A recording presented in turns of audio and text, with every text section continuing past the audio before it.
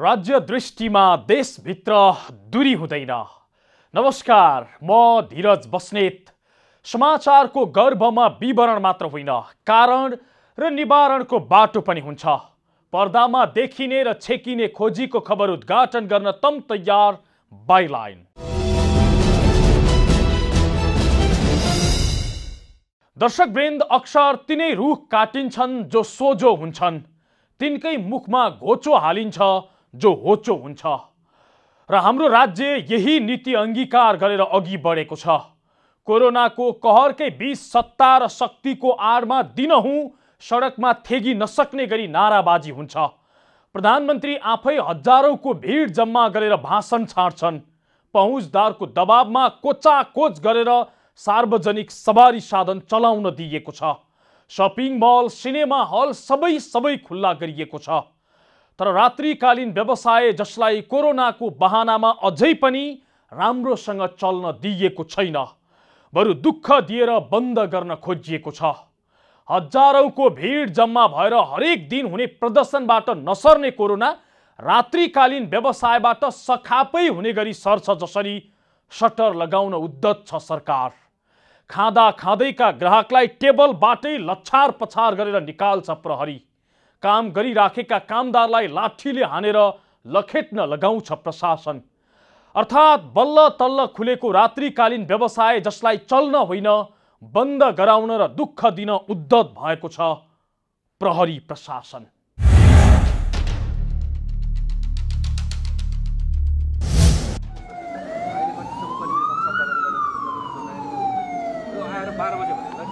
रातको 10:30 बज्दै थियो। प्रहरीका गाडीहरू साइरन बजाउँदै ओहोर दोहोर गरिराखेका थिए। त्यसको केही समयपछि नै धरपकड सुरु भयो र धमाधम सटर बन्द गर्न थाल्यो प्रहरीले। यो दृश्य नयाँ बस पार्क स्थित दोहोरी साँझ तथा डान्स क्लब रहेको क्षेत्रको हो, जहाँ प्रहरीले 11 नबज्दै यहाँ कार्यरत कामदारहरूलाई लखेट्यो, सञ्चालकहरूलाई थर्कायो र रात्रिकालीन व्यवसाय नै बन्द गरायो।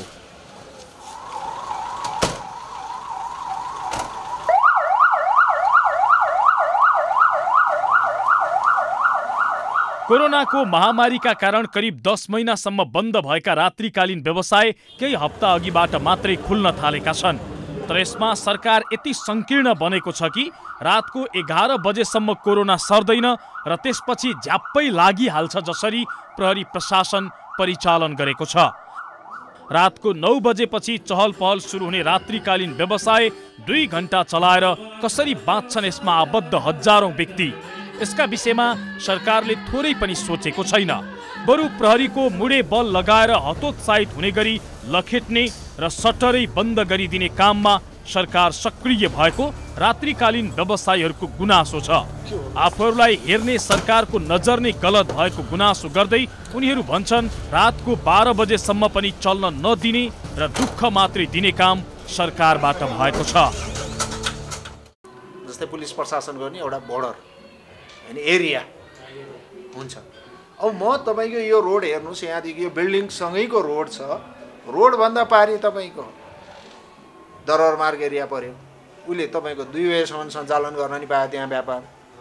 अब म रोड वारी परे, यो मेरो कमल पोखरी एरिया पर्यो, मैले 11 साढे 11 बजे बन्द गर्नुपर्छ।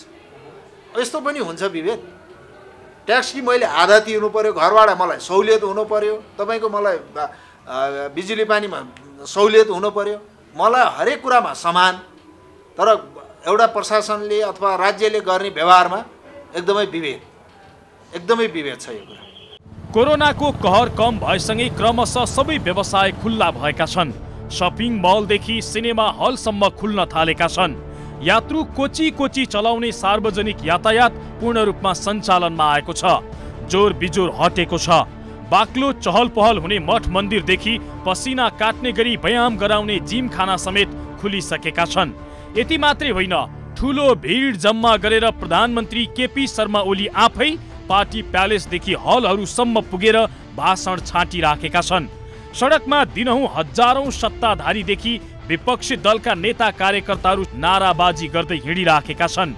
यी सबलाई कोरोनाले छेकेको छैन। मानौ यिनलाई कोरोनाले चिन्दैन, चिनिहाले पनि सर्दैन।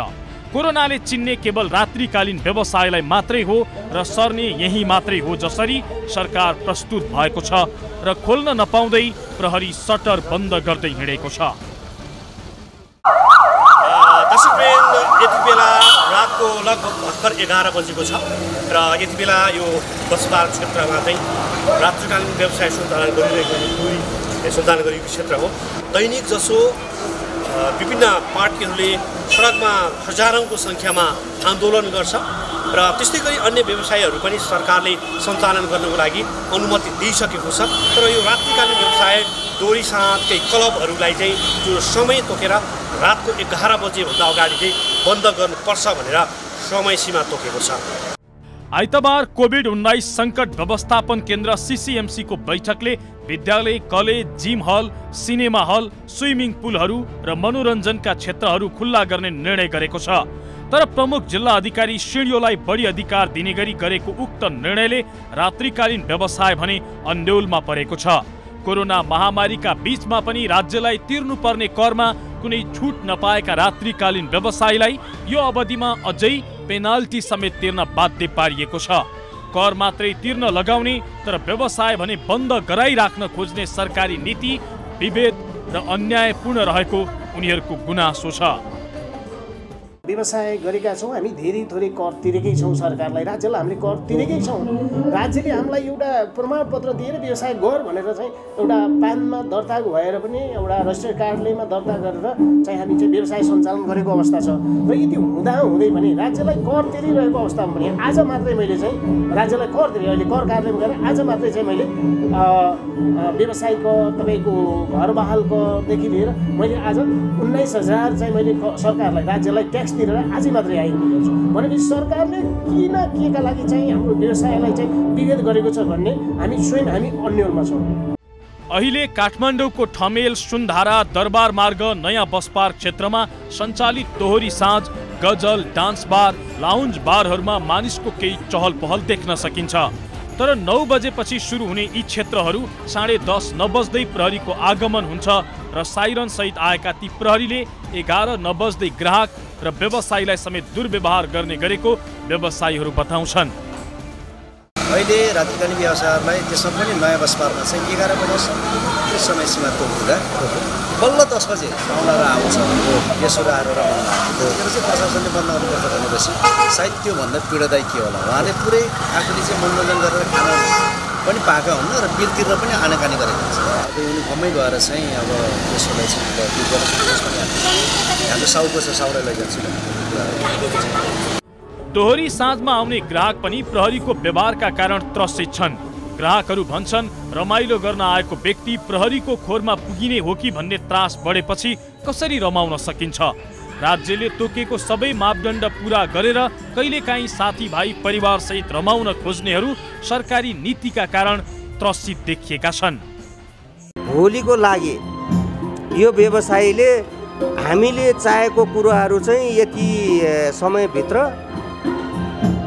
हामी अवरुद्ध छौँ भन्ने एउटा चाहिँ व्यवसायभित्र हुनु पर्यो र प्रशासनले पनि र राज्यले पनि त्यो एउटा चाहिँ हेरिदिनु पर्यो। 12 बजेसम्म चाहिँ हामीले मनोरञ्जन गर्न पाउनुपर्छ।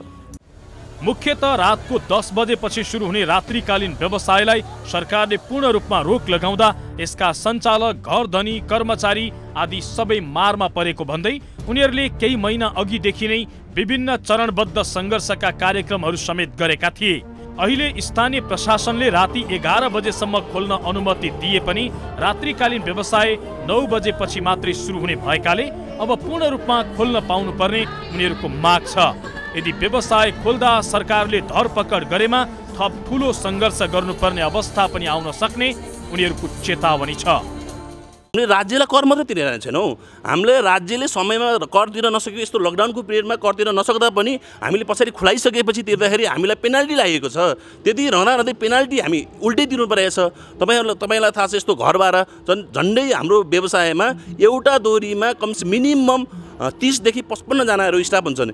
यति ठुलो ह्युज एमाउन्टमा यति ठुलो सङ्ख्यामा चाहिँ हामीले रोजगारीको सृजना गरिरहँदाखेरि पनि राज्यले हामीलाई हेर्ने दृष्टिकोणले किन फरक छ त?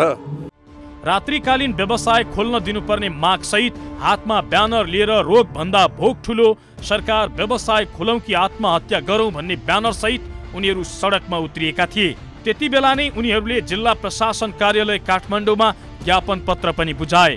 तर पनि राज्यले अझै विभेदपूर्ण व्यवहार गरेको, प्रहरी प्रशासनले आफूहरूलाई लखेट्न मात्रै खोजेको उनीहरूको दुखेसो छ। हो, कोरोना राति मात्रै सर्छ जसरी रात्रिकालीन व्यवसायीलाई दुःख दिइराखेको सरकारले उनीहरूबाट अनेकन शीर्षकमा कर असुल्न भने छाडेको छैन। रात्रिकालीन व्यवसायबाट राज्यले कति शीर्षकमा कर लिन्छ र किन विभेदको नीति अङ्गीकार गरिराखेको छ, त्यो देखाउनेछौँ तर एकैछिनको विश्रामपछि।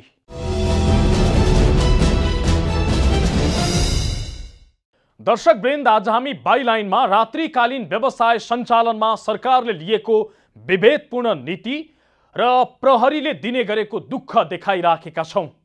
सडकमा दिनहुँ हजारौंको प्रदर्शन हुन्छ, तर त्यो भिडलाई कोरोनाले चिन्दैन, अझै भनौँ त्यहाँ कोरोना सर्दैन। तर रात्रिकालीन व्यवसायमा सबै सखापै हुने गरी कोरोना सर्छ जस्तो व्यवहार सरकारले गरिराखेको छ। केवल दुःख दिने र झमेलामा फसाउने काम प्रशासनले गरिराखेको छ। तर कर चाहिँ 5 भन्दा बढी शीर्षकमा असुल छ रात्रिकालीन व्यवसायीसँग।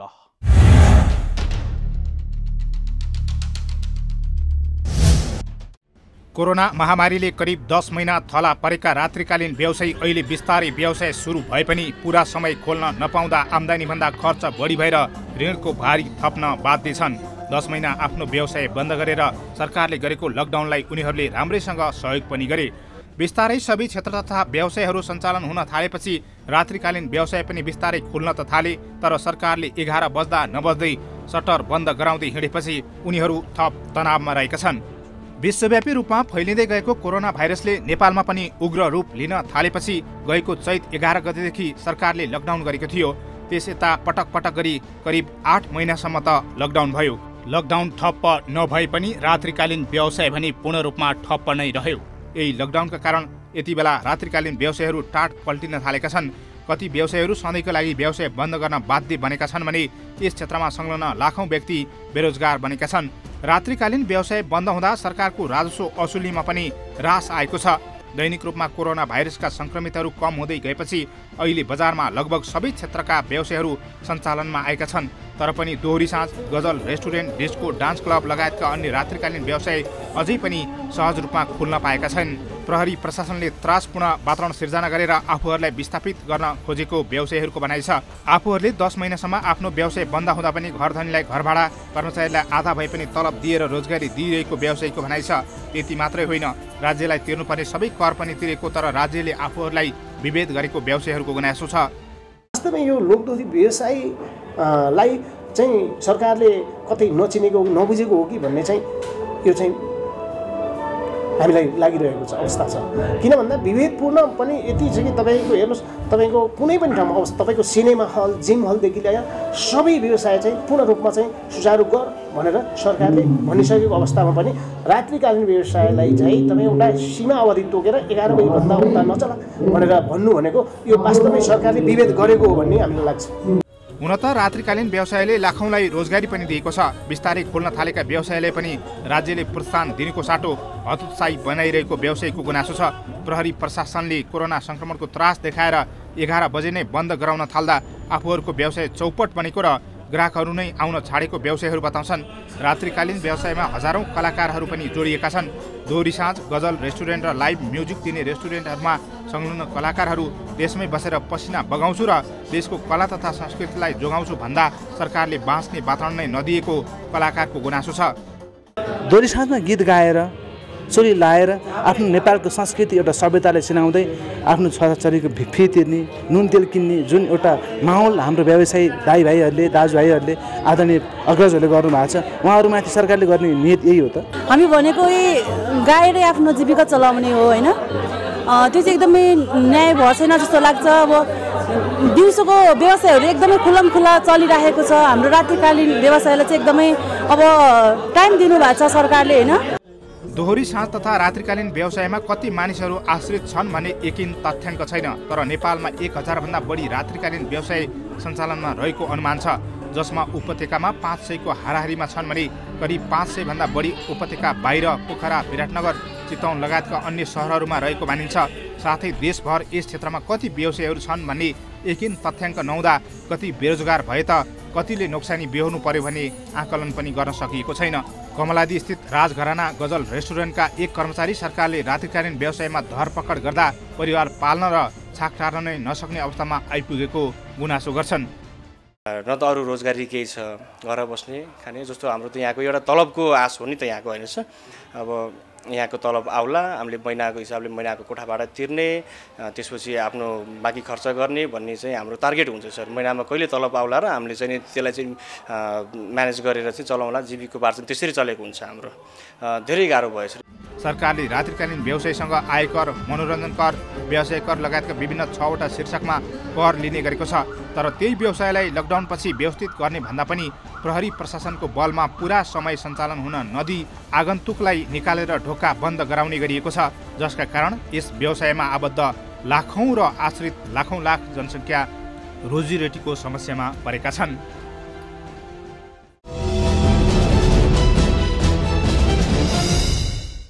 दर्शकवृन्द, आज हामी बाइलाइनमा रात्रिकालीन व्यवसाय सञ्चालनमा सरकारले लिएको विभेदपूर्ण नीति र प्रहरीले दिने गरेको दुःख देखाइराखेका छौँ। कोरोनाको कहरका कारण हरेक व्यवसाय थला परेको छ र रात्रिकालीन व्यवसाय पनि 10 महिनासम्म थला परेरै बस्यो। तर यतिखेर अरू पेसा व्यवसाय खुले, सडकमा सामान्य अवस्थामा जस्तै भिड र प्रदर्शन हुन थाल्यो। तर रात्रिकालीन व्यवसायमाथि सरकारले कोरोनाको तरबार चलाउन छाडेको छैन। बल्ल तल्ल खोल्न त दिइएको छ, तर कोरोनाको बहानामा घाँटी निमोठेर सास फेर भने जस्तो व्यवहार गरिराखिएको छ। प्रहरी आफूहरू यसो गर्न बाध्य भएको जवाब दिन्छ।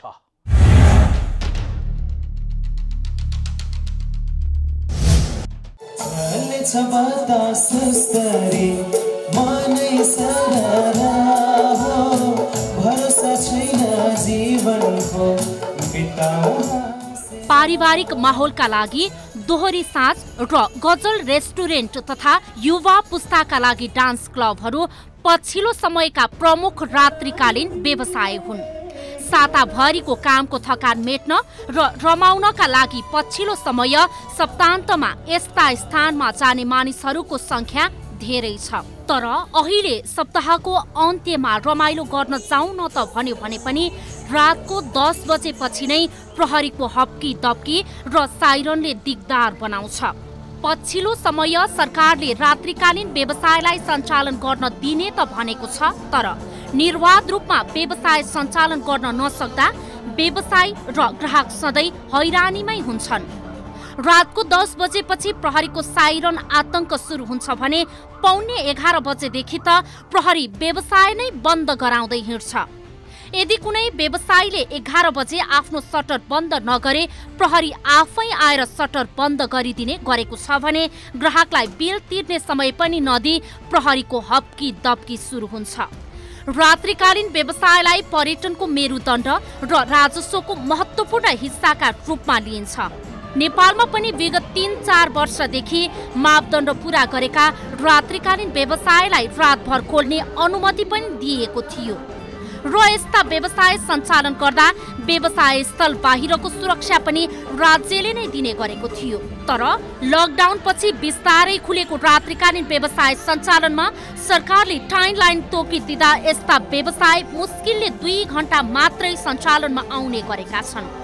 रात्रिकालीन व्यवसाय मुख्यतः रातको 9 बजेबाट मात्रै सुरु हुने भए पनि अहिले प्रहरी प्रशासनले रातको 11 बजे नै बन्द गराउँदा यहाँ न ग्राहक सन्तुष्ट हुन सकेका छन् न व्यवसायी नै। व्यवसाय स्थलमै बर्दीमै प्रहरी पुगेर आतंक मचाउन थालेपछि व्यवसायी पौने 11 बजे नै व्यवसाय बन्द गर्न बाध्य छन्। ठमेल, दरबार मार्ग, सुन्धारा र नयाँ बस पार्क काठमाडौँ उपत्यकाकै रात्रिकालीन व्यवसायको मुख्य थलो हुन्, जहाँ स्वदेशी र विदेशी पर्यटकको घुइँचो हुन्थ्यो कुनै बेला। तर अहिले समय त्यस्तो छैन।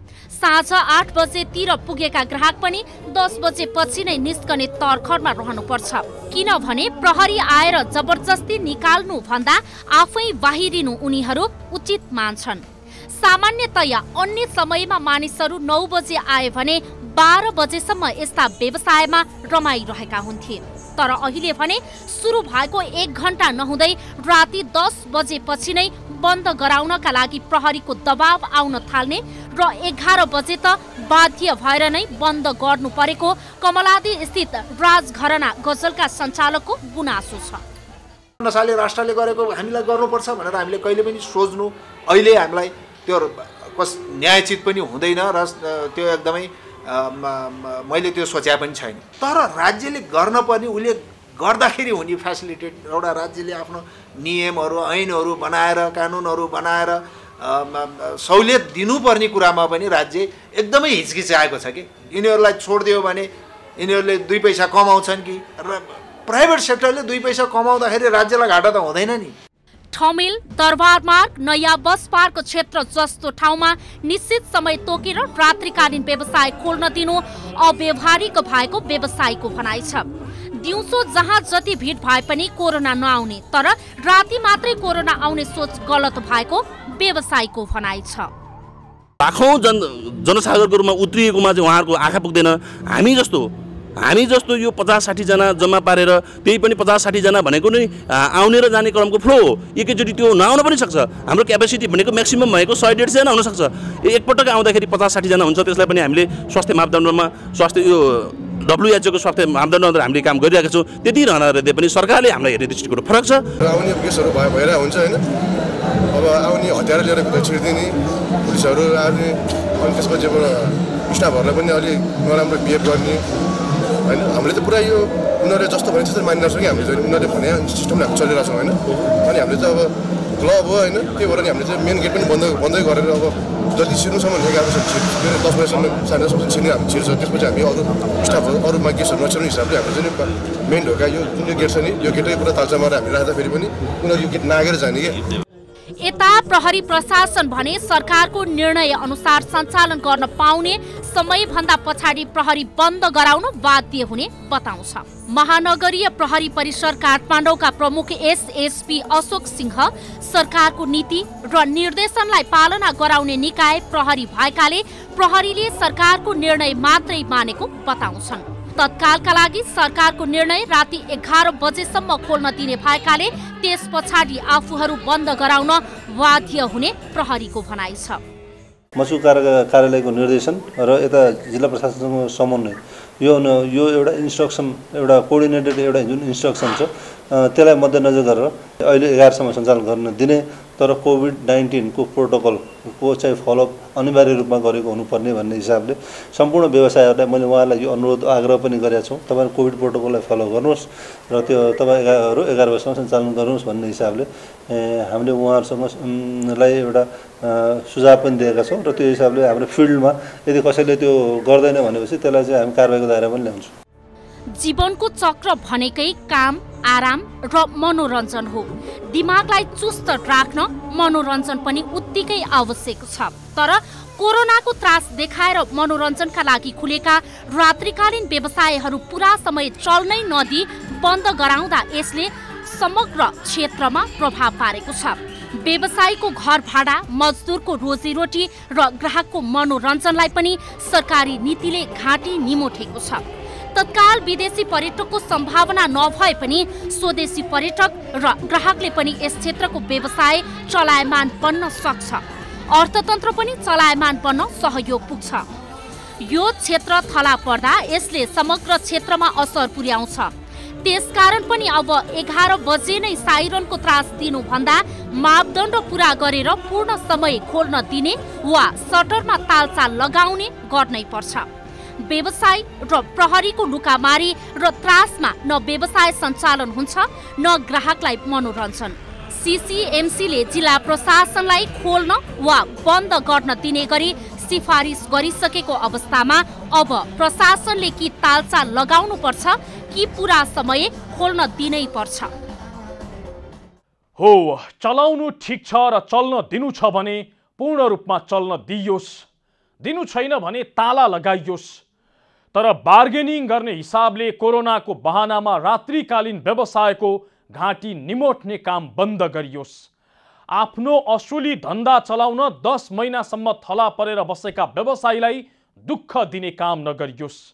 कोरोनाको जोखिम अझै छ भन्ने लाग्छ भने पहिलो नम्बरमा प्रधानमन्त्री केपी शर्मा ओलीले हजारौंको भिड जम्मा गरेर गरेको भाषण र उनका पक्षमा हरेक दिन निकालिने र्यालीलाई रोकियोस्, होइन भने जनताको पेटमा लात हान्ने काम बन्द गरियोस्। हौस् त आजलाई रात्रिकालीन व्यवसाय सञ्चालनमा सरकारले गरेको अवरोध र प्रहरीको ज्याजदीको प्रसङ्ग यति नै। मुलुकको माटो जहाँ छोए पनि राष्ट्र एकैचोटि जागरुक हुन्छ। यो दूरीविहीन आचरण नै समाचारको मूलधार बाइलाइन अर्थात् जिम्मेवार पत्रकारिता। नमस्कार।